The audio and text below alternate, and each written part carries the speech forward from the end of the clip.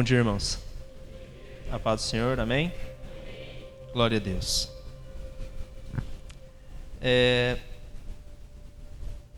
Hoje é o último dia do mês, né? Que a igreja aqui está comemorando aniversário de 27 anos, né? Para mim é motivo de muita alegria estar aqui, né? Ministrando nesse último dia, porque eu cresci na fé aqui, né? Comecei a frequentar aqui a igreja, acho que eu tinha os meus 14 anos, né?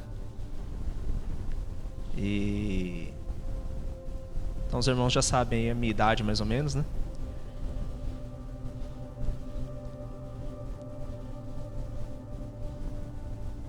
E é motivo de muita alegria estar aqui em cima, né? Ministrando aos irmãos, né? Porque é aqui que eu cresci, né, irmãos? É aqui que eu cresci, que eu passei a minha adolescência, né?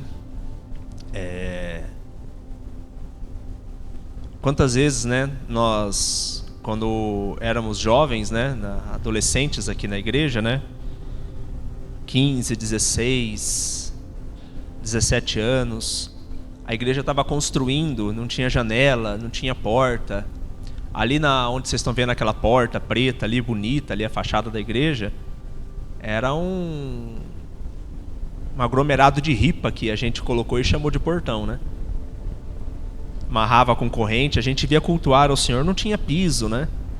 E aí a gente dormia aqui na igreja, né? Para guardar os instrumentos, né? Mas pra gente,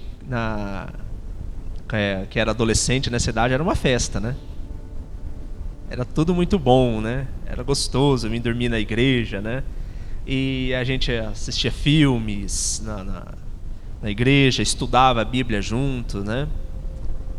Então é motivo de muita alegria, né? Estar aqui porque eu vi essa igreja sendo construída, apesar de não saber nada na época de alvenaria, hoje eu continuo não sabendo, né? Mas vim almoçar. Tava aqui para comer a marmita que as irmãs faziam, né? E sabia comer, a gente sabia. Comia bem, né? Mas a gente ajudou aqui, né, de certa forma, né, a bater massa, levar massa, né? Trabalhar de orelha seca, né? E era legal que a gente vinha aos domingos de manhã, né? E à noite a gente estava aqui no culto. Na minha época, eu falo com certeza para os irmãos, eu não tinha dor no corpo nenhuma.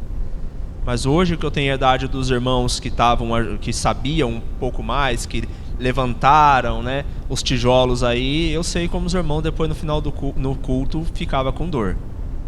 Eu naquela época, 15, 16, 17 anos, não tinha dor nenhuma, né?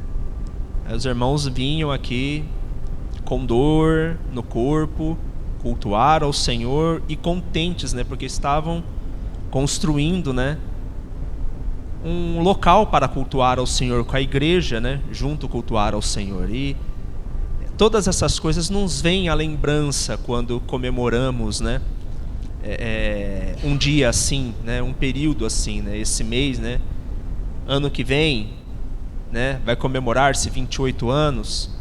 E essas lembranças, elas vêm novamente. E essas lembranças são boas, né? Por quê? Porque fazem nos lembrar do que vivemos, do que aprendemos, como crescemos. E mostrar, né, para as próximas gerações que cultuar ao Senhor também não é só, né, estar aqui na igreja no horário de culto. A vida é um culto ao Senhor, né? E essas coisas que nós vivemos, né, dentro da comunidade, não sei, eu acredito que é o mesmo sentimento, né, que os irmãos que viveram isso, né, que estão há mais tempos aqui na igreja, que estão aqui desde o começo, né, eu creio que seja o mesmo sentimento, né,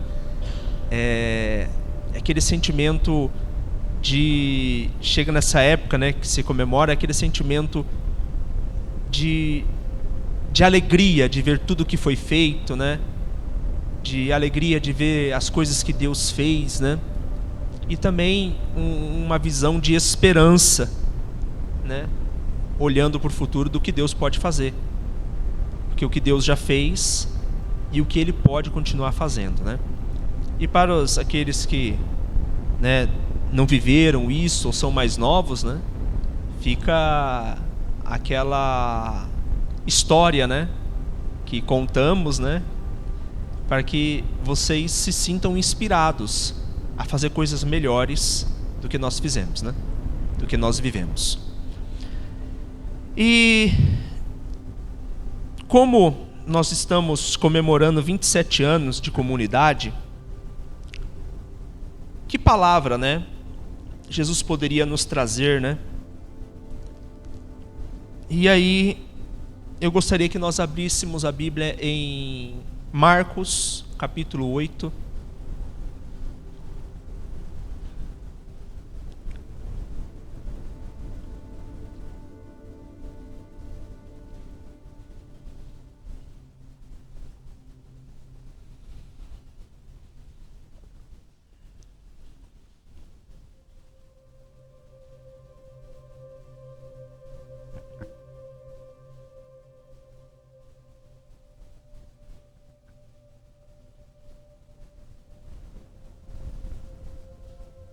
Marcos capítulo 8, verso 34.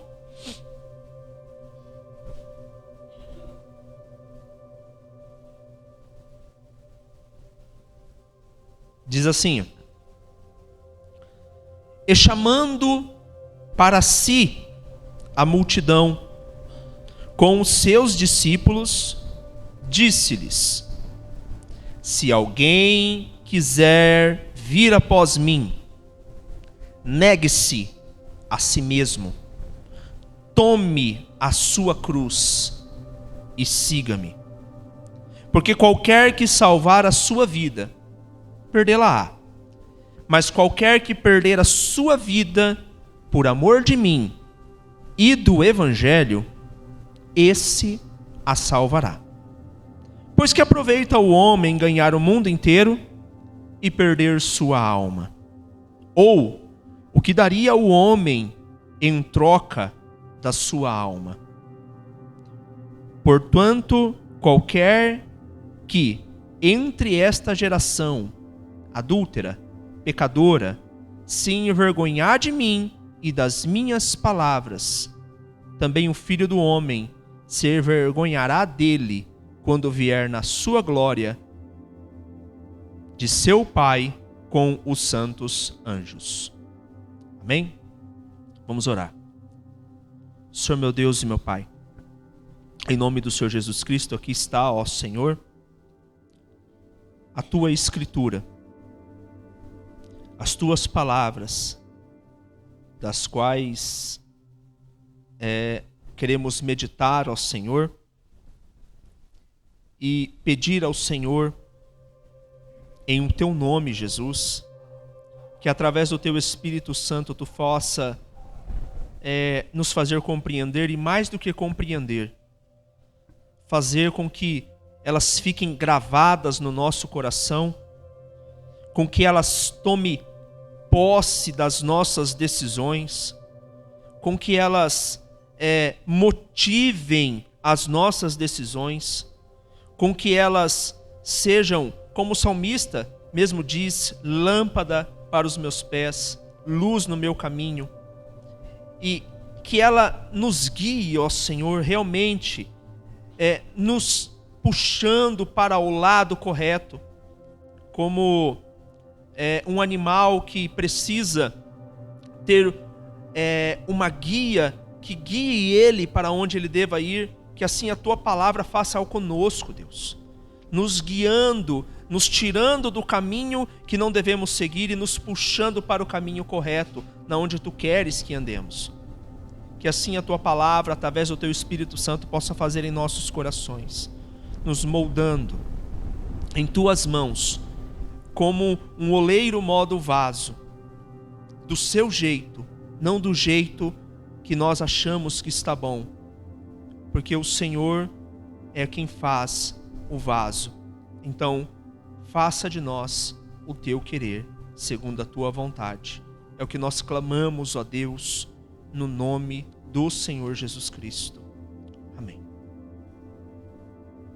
Amém, irmãos. Uma palavra para se comemorar, né?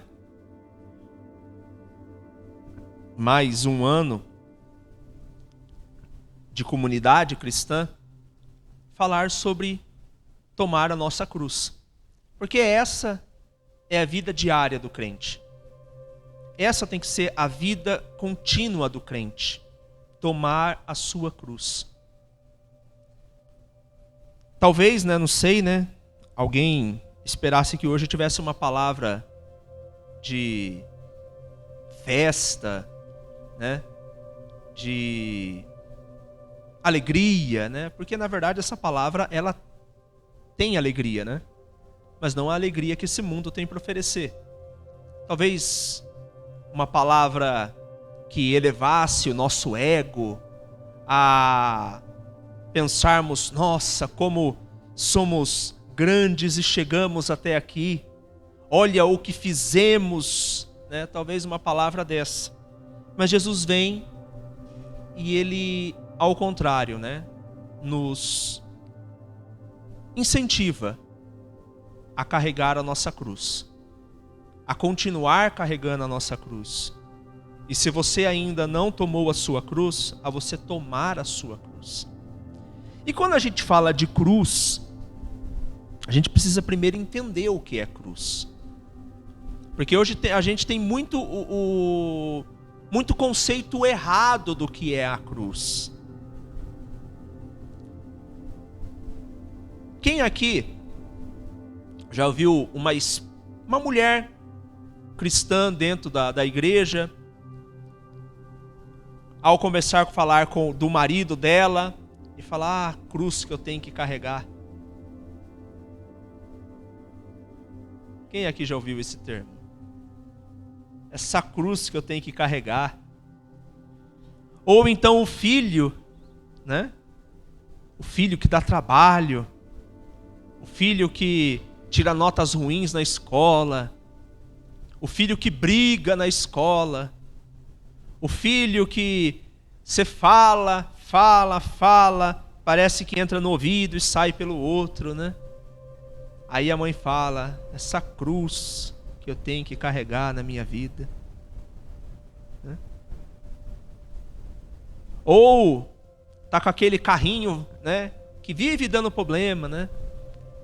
Você anda uma quadra com ele, a outra quadra ele para.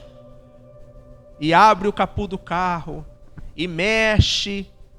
Aí o carro volta a funcionar no tranco que você... Aí você fala, essa cruz aqui que eu tenho na minha vida.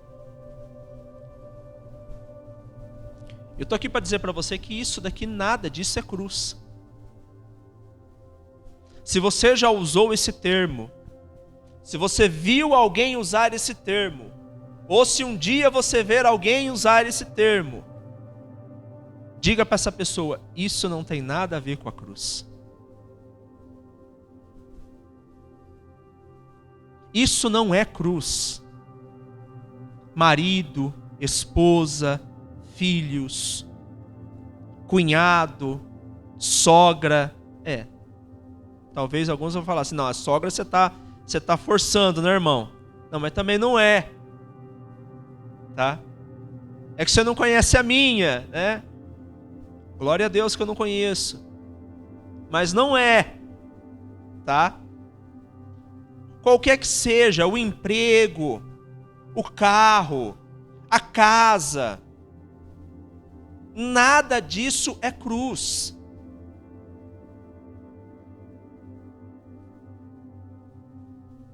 O que é cruz, então? Se essas coisas não é cruz, eu não sei o que é cruz. Realmente, se você acha que essas coisas é cruz, você não sabe o que é cruz. Você ainda não entendeu o Evangelho. Você ainda não entendeu a mensagem de Cristo.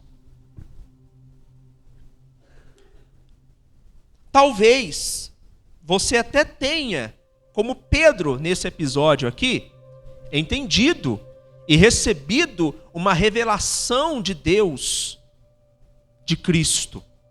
Se você olhar um pouco acima, Jesus chega para os discípulos e pergunta: quem os homens dizem que eu sou? E eles começam ali a debater, a falar com Jesus, né? Uns dizem que tu és um profeta, que é João Batista que ressuscitou. E começam a falar ali entre eles. Dizem que é Moisés, é Elias, é um dos profetas que ressuscitou, é um grande profeta. E ali começaram a conversar. De repente Pedro, naquela situação, ele fala: tu és o Cristo, o Filho do Deus vivo. Recebeu uma grande revelação de Deus. Aquilo que ninguém dizia, Pedro disse, e o próprio Jesus disse: não foi carne e sangue que te revelou, mas é o próprio Deus. Se você ler um pouco acima aí, você vai ver. E logo após essa revelação, ele diz para os discípulos: olha, mas não saiam espalhando isso por aí. E aí eles começam, se você ler, ele começa a ensinar. E aí ele começa a falar: olha, é necessário que o Filho do Homem, ele seja preso, ele seja humilhado, ele seja difamado, que ele receba açoites pelo sacerdote, pelos escribas, pelos fariseus, pelo governo. É necessário que aconteça isso. Ele dizendo isso, e é necessário que ele seja morto, e que depois de 3 dias ele ressuscite. Jesus Cristo dizendo isso para os discípulos. E ele dizia abertamente. Então, Pedro, que já havia recebido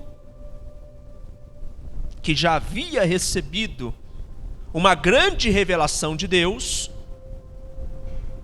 toma a palavra, chega para Jesus e repreende a Jesus. Não, isso não vai acontecer contigo. É como se Pedro chegasse para Jesus e dissesse assim para Jesus: Jesus, vem cá. Você não pode aceitar isso. Que tipo de vida que você está aceitando, Jesus? Uma vida de sofrimento? Você é o Filho de Deus. Você é aquele que Deus usa para curar pessoas. Quantos foram curados? Você foi usado por Deus a alimentar multidões.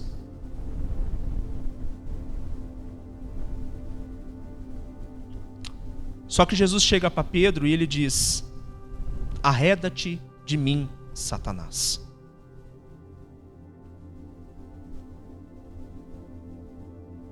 Porque não compreendes as coisas do alto que são de Deus, e somente as dos homens.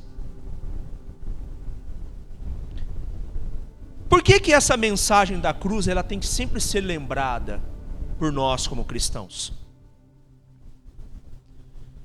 Porque por vezes e outras o Senhor nos usa para fazer grandes coisas. Por vezes e outras o Senhor, Ele nos revela grandes coisas. Só que com essa revelação acabamos muitas vezes nos enchendo de orgulho e esquecendo que a vida nessa terra, pro cristão, não é uma vida que vai ter momentos bons, não é isso que eu quero dizer. Não vai ser uma vida de felicidade a todo momento, ou só vitória, né? Gente, eu lembro que no começo da minha conversão, né, eu até brincava muito, né, com os irmãos, né, que eu tinha um gosto musical um pouco que contrário, né, do que eles gostavam, né? Meu gosto musical era um pouco... Todo mundo gostava do que que lançava na mídia, né? Na mídia gospel, né? Tudo, né? E eu tinha um gosto musical um pouco mais, né? Vamos dizer assim, né? Que as pessoas rejeitavam, né?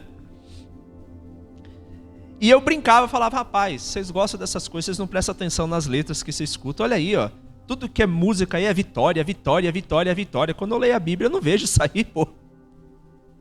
É só vitória, agora é só vitória, agora é só vitória. Aí vem a outra música e você vai receber vitória, e vitória, e vitória. E como se a vida do crente fosse isso. A vida do crente tem vitória? Lógico. Isso aqui que a gente está hoje é uma vitória? É.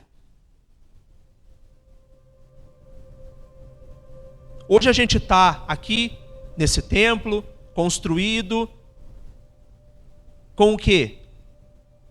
Com o suor dos irmãos, com a luta dos irmãos.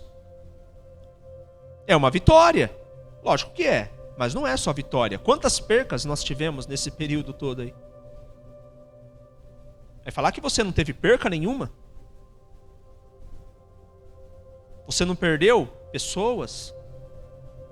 Quantos que congregavam conosco que não congregam mais? Quantos que seguiram a Cristo que hoje não seguem mais? Então a vida do cristão não é só vitória. Talvez você tinha uma casa e um carro e você perdeu e hoje não tem mais. Você tinha um emprego e perdeu e hoje não tem mais. Isso é derrota. Isso é perca. Como é que a vida do crente pode ser só vitória?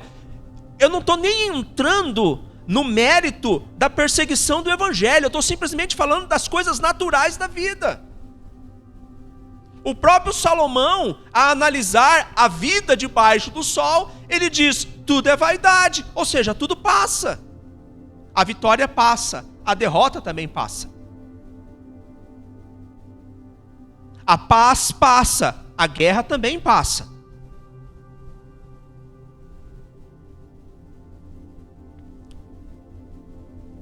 Então, nós muitas vezes como Pedro, quando recebemos algo assim de Deus, achamos que temos agora a competência de dizer para Deus o que deve ser feito. Pedro teve a audácia de chegar em Deus, Jesus, e falar, ô Senhor, a coisa não é assim do jeito que você está falando, não. Jesus Cristo chegando, olha, é necessário que o Filho do Homem seja entregue. É necessário que o Filho do Homem sofra. É necessário que o Filho do Homem padeça e depois de 3 dias ressuscite. Pedro chega para Jesus e fala, não, não é assim, Jesus.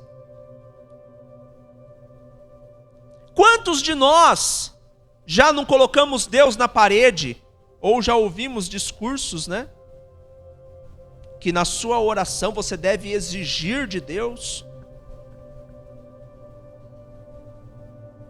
Quantos de nós? Quantos de nós já não vimos, né, nesses 27 anos de igreja, pessoas subirem em cima deste mesmo púlpito que eu estou aqui hoje, e dizer para você que você deve colocar Deus na parede, talvez não com essas palavras que eu estou dizendo, mas de uma forma mais bonitinha. Essa forma mais bonitinha, ela não se chama mentira, ela se chama engano. que nada mais é do que a mentira disfarçada de verdade. Quantos de nós, nesses 27 anos, não ouvimos nesse púlpito coisas assim? De que nós devemos chegar para Deus e dizer: diga para o Senhor aquilo que você quer.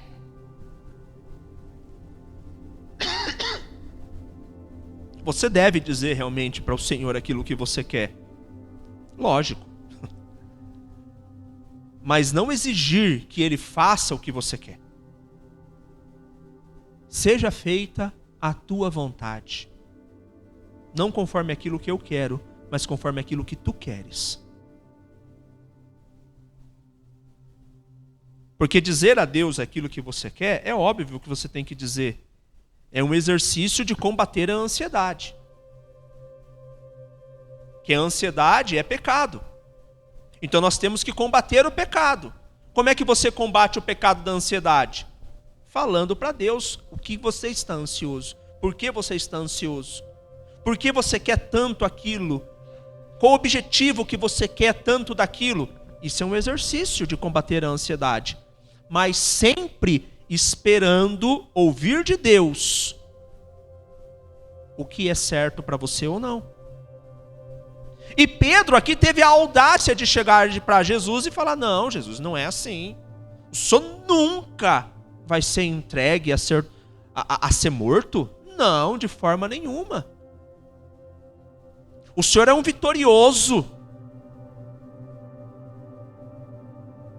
Pedro falando para Jesus: o Senhor é vitorioso. O Senhor é o Filho de Deus. Né? Quantos de nós já não vimos esse tipo de coisa? Você é filho de Deus. Você não é dono do mundo, mas é filho do dono. Né? Como se, isso me dá direito então a ter todas as coisas dessa terra. O que nós temos direito como cristãos é carregar a nossa cruz.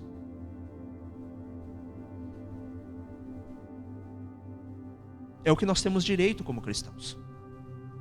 Carregar a nossa cruz. Porque é esse caminho de cruz que nos conduz àquilo que o nosso Senhor tem direito, porque Ele efetuou a obra, é direito do nosso Senhor Jesus, e Ele nos concede pela graça, que é a vida eterna. A salvação é conquista dele, não é conquista nossa. Mas é esse caminho de cruz que nos leva à salvação que Ele conquistou e nos dá pela graça dele. Então o que é cruz? Cruz é humilhação. Filipenses, capítulo 2, o versículo 5 em diante. Se colocar ali, é melhor que eu não preciso.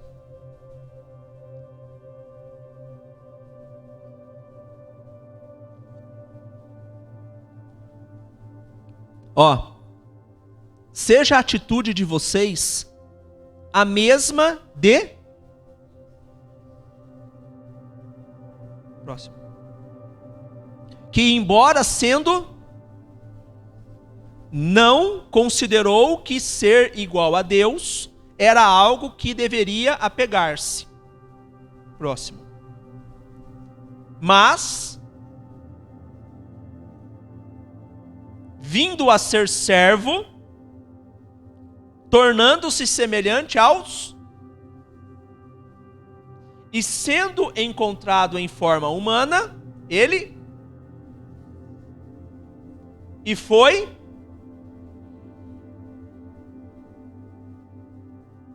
por isso Deus o exaltou à mais alta posição e lhe deu o nome que está acima de todo nome. Cruz é isso. Nós encontramos duas coisas do que cruz é nesse texto. Primeiro, cruz é humilhação. Cruz é obediência.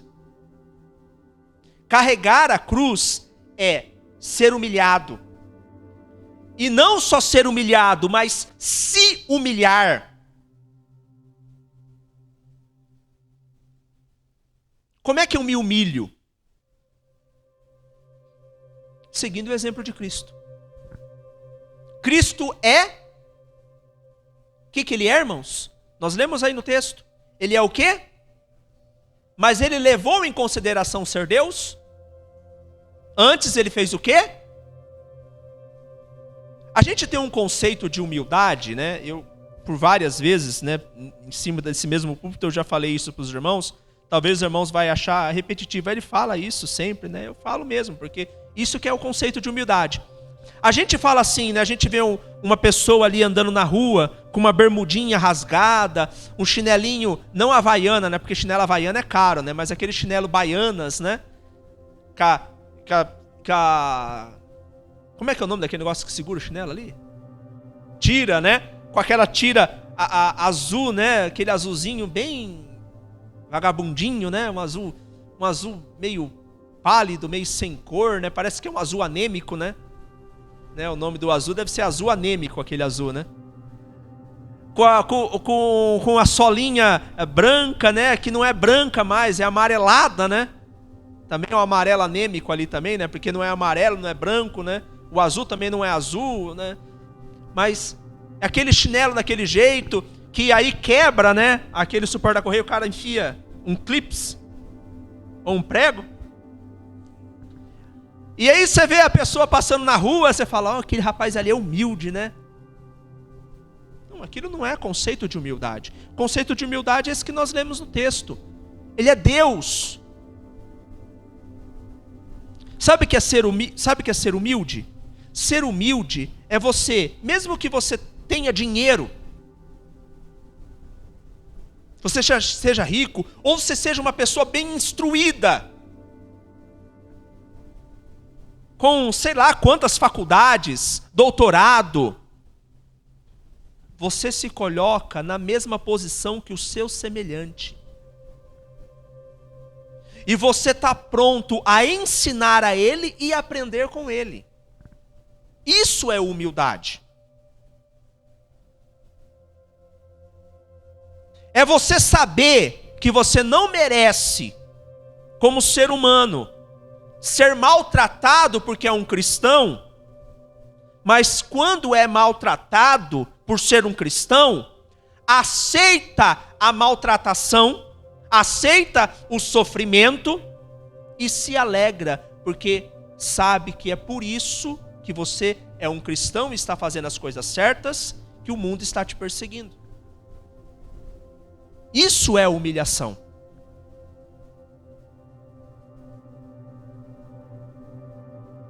E cruz é isso. Humilhação. Cruz é obediência. Nós encontramos duas coisas do que cruz é nesse texto: humilhação e obediência. O que cruz é? Cruz é renúncia. Renunciar. Eu acho muito interessante, renunciar, ele está muito ligado com a humilhação também, porque é o ato de você ter algo e você não exigir nada com aquele algo que você tem. Ou seja, por exemplo, você... Vamos falar de político, né? Tá lá o deputado ele tem direito lá ao auxílio terno.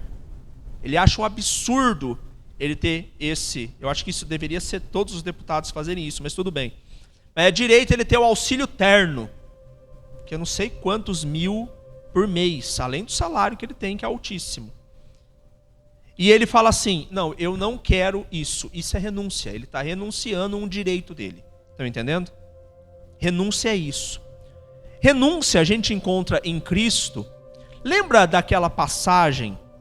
Está lá em Mateus 26, quando Jesus sai do Getsêmani, que ele estava orando, e ele sai do Getsêmani, e de repente vem Judas, né, com os soldados do templo, né? E aí Judas aponta, ó, aquele ali, ó. É porque não sabiam quem era Jesus, não entre os 12, né? Jesus era um homem comum. Jesus não era ninguém magnífico, né, diferente, né, das outras pessoas. Ele era um homem comum. E Judas fala, ó, aquele ali, ó. E aí vai lá os soldados com um chamado Malco e vão prender a Jesus. Pedro pega a faca na hora e vai querer matar o soldado, acerta a orelha, arranca a orelha do soldado. Jesus pega a orelha, coloca de volta, faz um milagre de cura naquele soldado. E ele chega para Pedro e ele fala, Pedro, se eu quisesse, eu rogava ao Pai, e o Pai enviaria uma legião de anjos neste lugar. Renúncia. Era direito dele, sendo Deus, de convocar o exército celestial para impedir que ele fosse preso. Mas Jesus veio viver uma vida de cruz, renúncia.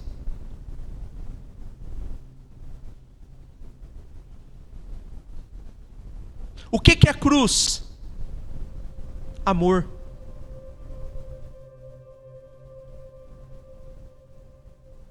Cruz é amor. Mas não o amor conforme a ideia filosófica humana. Porque o conceito de filosofia humana, né, até antes de Cristo, era que o amor, ele era aquilo que você queria ter, aquilo que você desejava. Então aquilo que você desejava, você amava, que é a ideia do eros. Então você deseja. Então porque você deseja tanto, você ama. A partir do momento que você tem aquilo que você desejou, você deixou de amar. Esse era o conceito de amor, um dos conceitos filosóficos de amor na época. Outro conceito filosófico de amor era a ideia do fileu, que é a ideia daquilo que eu tenho, então eu amo. Então eu tenho um filho, eu amo o filho. Eu tenho a esposa, eu amo a minha esposa. Eu tenho minha mãe, eu amo a minha mãe, né? Era essa a ideia.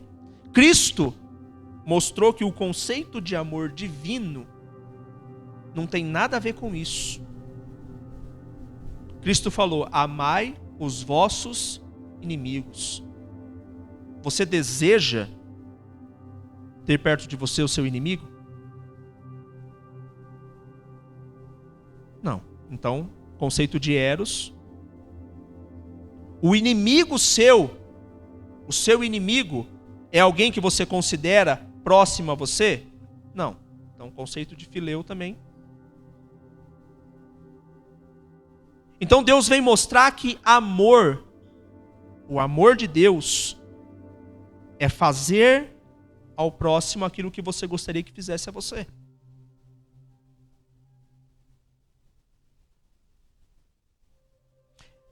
E esse conceito de amor é a cruz.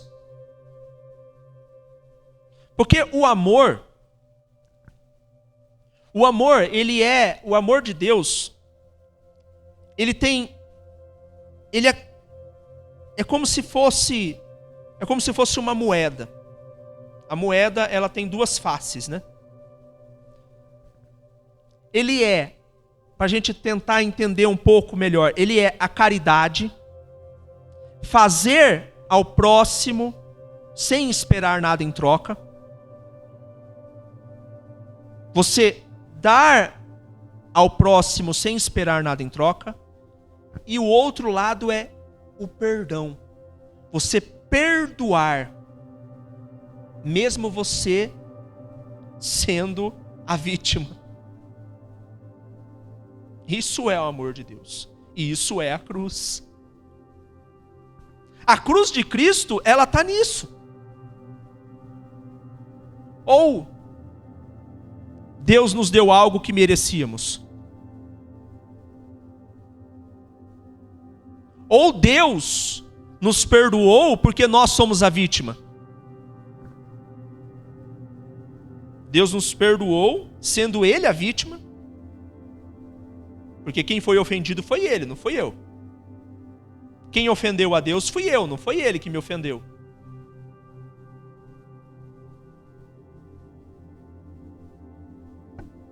Eu não tenho nada para dar para Deus, ele mesmo assim Ele me dá a vida.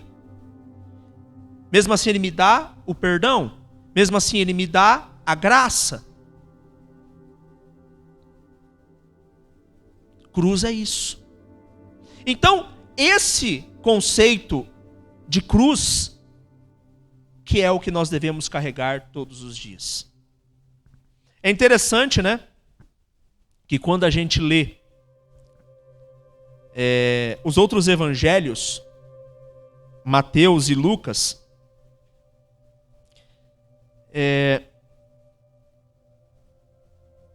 Lucas ele vai dizer assim, né? Se alguém quer vir após mim, negue-se a si mesmo, tome cada dia a sua cruz. Porque a vida do cristão é uma renúncia todos os dias. Enquanto nós estivermos aqui, é uma renúncia diária. A humilhação é diária, a obediência é diária, a renúncia é diária, o amor tem que ser diário.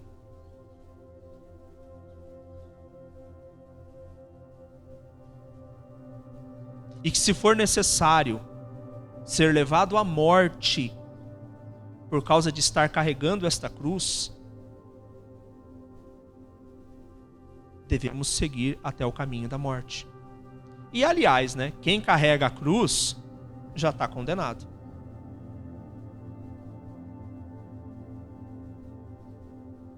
Você ainda quer ser um cristão? 27 anos dessa comunidade, você ainda quer continuar sendo cristão? Você está com um alvo nas suas costas.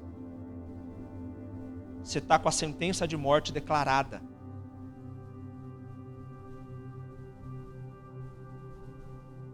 É natural em todo o lugar, todos os lugares do mundo, cristãos morrerem pelo Evangelho. É natural. Porque Satanás influencia as autoridades a dizer que os cristãos são um perigo. E na verdade os cristãos sempre exercem amor na sociedade. Mas eles são sempre instigados a olhar. O que aconteceu, por exemplo, em Roma? Para quem Marcos escreve esse evangelho? Porque quando Marcos ele escreve, né, o evangelho segundo o nome dele, o evangelho de Jesus segundo Marcos, ele está escrevendo para a comunidade cristã que estava em Roma, que estava perseguida, que era lançada nas arenas para ser comida pelos leões, ou então para ter todo o seu corpo, né, com piche, lançado piche sobre ele, serem colocados em estacas e servirem de velas à noite nos jardins de Nero. Sabe por quê? Porque Satanás, por uma mentira de Nero, ele instigou as autoridades a achar que quem colocou fogo em Roma foi os cristãos. Começou com aquele discurso, esse povo aí é louco. Por que esse povo é louco? Você não vê eles falando lá que ele come carne de menino? Come carne de menino? Eu ouvi falar lá que na ceia lá eles comem carne. Tome da minha carne e bebe do meu sangue. Esses caras é louco. Você lê um pouco da história do cristianismo, você vai encontrar essas coisas que existiam, na época do começo do cristianismo. Aí os cristãos, sabe o que eles faziam? Que em Roma, se tinha algum filho que era bastardo, tinha algum filho que tinha algum deficiente físico, alguma coisa, muitos jogavam as crianças abandonadas. Os cristãos iam e adotavam essas crianças. Aí começaram a falar, os cristãos pegam as crianças lá, que é para comer carne delas. As loucuras que falavam sobre os cristãos. Isso não é de agora, irmãos. Vocês vão ver quantas coisas que você pega, por exemplo, com justificativas para cristãos serem mortos em países onde há perseguição cristã. São justificativas esdrúxulas. Mas é porque Satanás influencia esses líderes. Porque Satanás odeia a Cristo. E como Cristo mesmo disse, se odeiam ao Senhor, odiarão muito mais aos servos do Senhor. Então é fato, nós carregamos uma cruz, nós carregamos uma sentença de morte.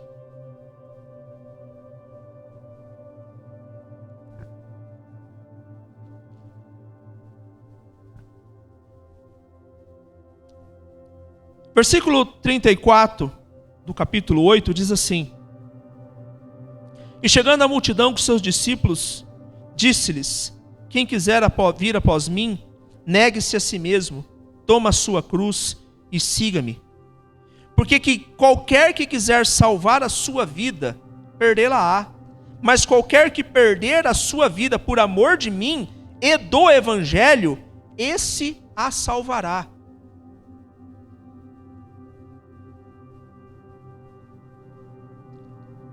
É interessante porque Cristo diz isso. Porque todo homem já tem uma sentença de morte, não importa qual. A sentença de morte do próprio Deus, que é o pecado. Nós temos, por causa do pecado, a sentença de morte do próprio Deus. O juízo de Deus é a morte sobre o pecado. Então todo homem vai morrer. Mas quando Cristo está dizendo isso, Ele está dizendo qualquer homem que quiser salvar a sua vida. Ou seja, aquele que tenta salvar a sua própria vida, está fazendo algo que é inútil. Você está entendendo? Quem tenta salvar a própria vida, está fazendo algo inútil. Porque não vai conseguir. Consegue se livrar aqui, né? Estava lá na beira da morte, no hospital, pagam os melhores médicos, e aí talvez se salve, mas é naquele momento. É naquele momento. Porque todo ser humano vai morrer. Então quem tenta salvar a sua vida é inútil, está fazendo algo que é inútil. É isso que Cristo está dizendo. Mas quem morrer por mim e pelo evangelho, esse encontrou a vida eterna. Porque esse entendeu que qualquer um vai morrer, mas aquele que morrer com Cristo, assim como ele ressuscitou, vai ressuscitar também. Versículo 36. Pois o que aproveita o homem ganhar todo o mundo e perder a sua alma?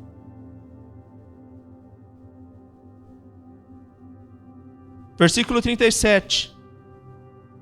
O que daria o homem em resgate da sua alma? O homem não tem nada.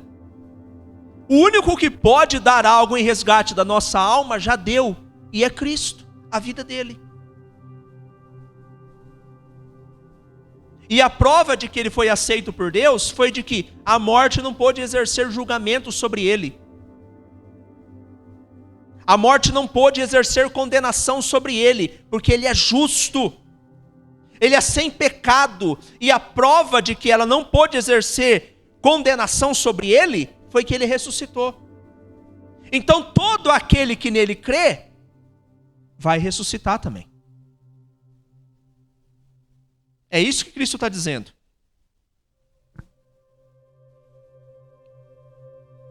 Versículo 38.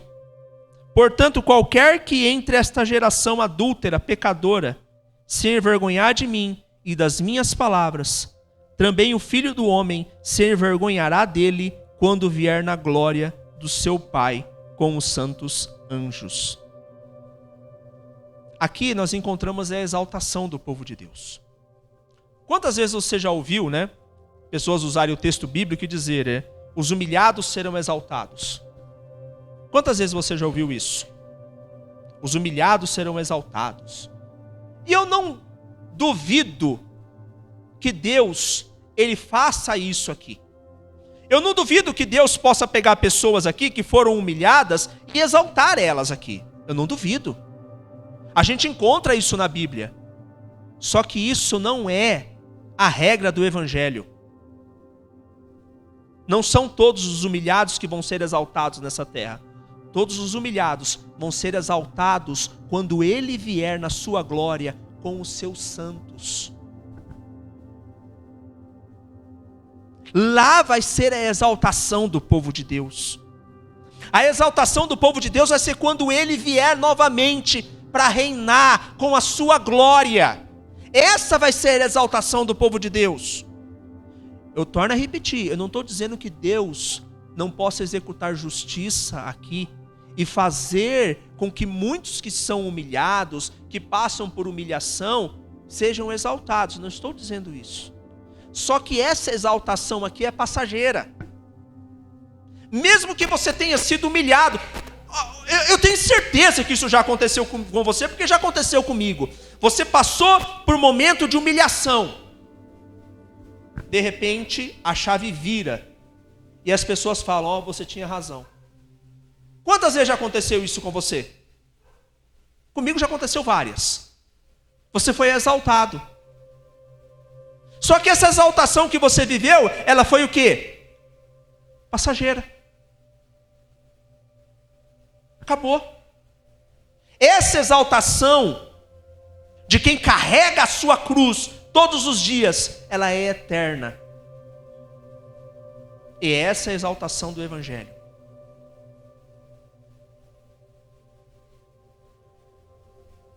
Esse é o prêmio do Evangelho. E não uma vida aqui próspera, não uma vida aqui cheia de regalias, não uma vida aqui com só vitória. O Evangelho tem uma vida aqui para você com um alvo nas costas.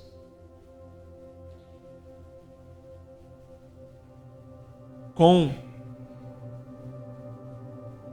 escrito condenado. É isso que o Evangelho tem para você. Só que qualquer um que largar a sua cruz é que não era digno do Evangelho. Amém? Essa é a palavra que eu queria trazer para os irmãos essa manhã. 27 anos de comunidade, 27 anos carregando a nossa cruz. Amém? Carregar a cruz é humilhar-se a cada dia. Carregar a sua cruz todo dia é humilhar-se a cada dia, é obedecer a cada manhã, a cada dia, é renunciar a cada dia, é amar a cada dia. Amém? Vamos orar. Senhor Deus e Pai, eu te dou graças ao Senhor pela Tua palavra. E para mim, Senhor, pelo menos ao ouvir esta palavra, eu me sinto motivado a continuar